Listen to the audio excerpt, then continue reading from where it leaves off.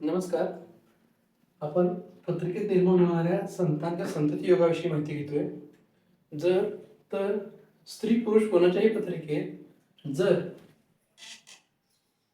मंगळ केतू युती असेल, मंगळ केतू जर युती असेल तर कोणत्याही स्थानात तर चला प्रथम स्थानात मंगळ आणि केतू आहे.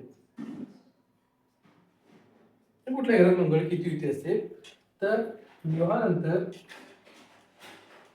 13 महिन्यापर्यंत पुत्र संतान होण्याची शक्यता अधिक असते. जर काही मेडिकल कॉम्प्लिकेशन्स नाही झाल्या तर 13 महिन्यामध्ये आपल्याला पुत्र संतान प्राप्त होऊ शकतं. तर स्त्रियांच्या पत्रिकेत जर शुक्र चंद्र किंवा शुक्र बुध युती असेल, कुठेही जर चला ते शुक्र चंद्र आहे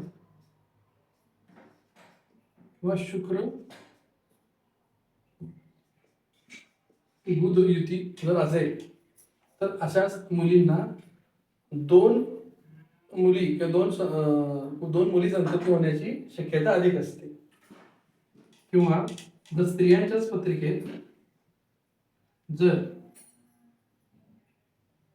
बुध आणि केतू कुठेही जर बुध केतू युती असेल तर कुठेही बुध केतू जर युती असेल तर अशा पत्रिका असणाऱ्यांना स्त्री संतती म्हणजे पुत्री प्राप्ती झाल्यानंतर